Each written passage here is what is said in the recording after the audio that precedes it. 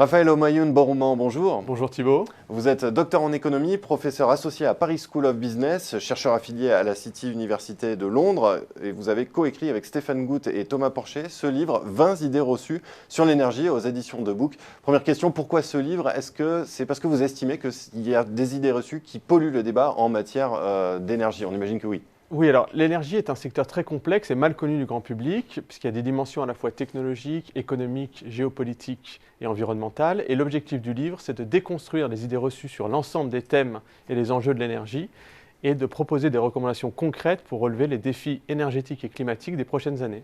Alors on ne va pas pouvoir parler des 20 idées reçues dans cette interview. Je voudrais qu'on en prenne quelques-unes. Je vous propose de commencer par celle qui fait l'objet du chapitre 1. La libéralisation du secteur de l'énergie entraîne une baisse des prix pour les consommateurs. C'est notamment ce qui avait motivé l'Union européenne à ouvrir le marché. Alors en quoi cette assertion est-elle fausse dans les faits ?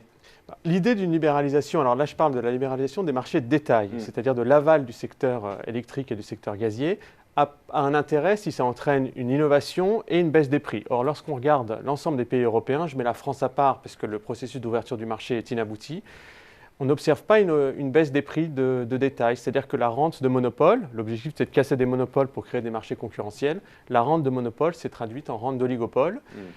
La plupart des marchés sont caractérisés par des oligopoles de 5 ou 6 firmes intégrées verticalement, comme en Grande-Bretagne, qui exercent un pouvoir de marché collectif, et le bilan est négatif pour les consommateurs, et les résultats ne sont pas au rendez-vous. Vous dites aussi que le taux de changement de fournisseur n'est pas un indicateur fiable, et c'est souvent celui qui est mis en avant. Oui, exactement. Les autorités de concurrence et la Commission européenne disent toujours on peut considérer qu'un marché est concurrentiel parce que le taux de changement de fournisseur est élevé. Mais ce n'est pas un indicateur fiable de la concurrence. Il faudrait prendre des indicateurs comme par exemple la vitesse et l'ampleur de la transmission des prix de gros sur les prix de détail. Et si on regarde cet indicateur comme nous l'avons fait dans des articles scientifiques, on voit qu'il y a beaucoup d'asymétrie et que le marché n'est pas concurrentiel. Une autre idée reçue que j'aimerais que l'on évoque ensemble, c'est la tarification progressive réduit la consommation d'énergie. Alors là, c'est faux aussi ?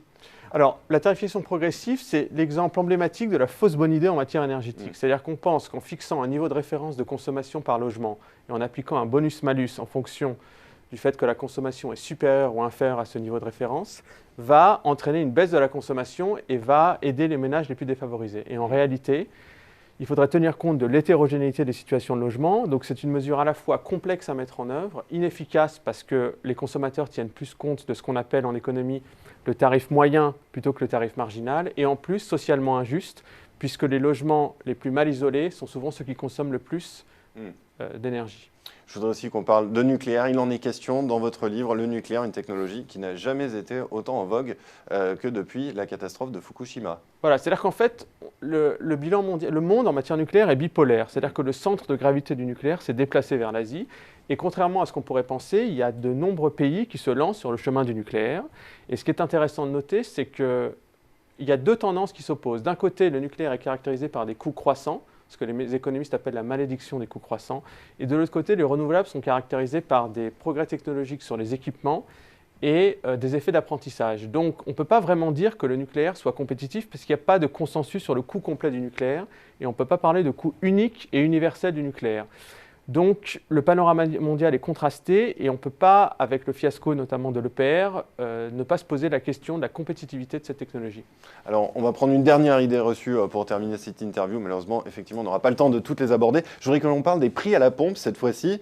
Là encore, l'idée reçue que vous citez, les distributeurs d'essence profitent des périodes de volatilité des prix du pétrole pour accroître leur marge. Donc on est en plein dans l'actualité. Il y avait une étude en 2011 qui allait dans ce sens, une étude de la Direction générale de la DGCCRF, la Direction générale de la concurrence, de la consommation et de la répression des fraudes. Alors, les distributeurs de pétrole, les distributeurs d'essence, ils jouent le jeu ou pas ?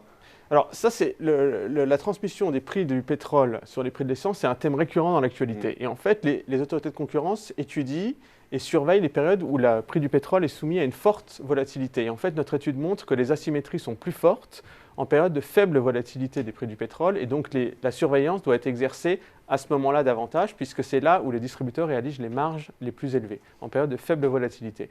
Donc, ça a un impact en termes de politique de concurrence et de surveillance des stratégies prix des distributeurs.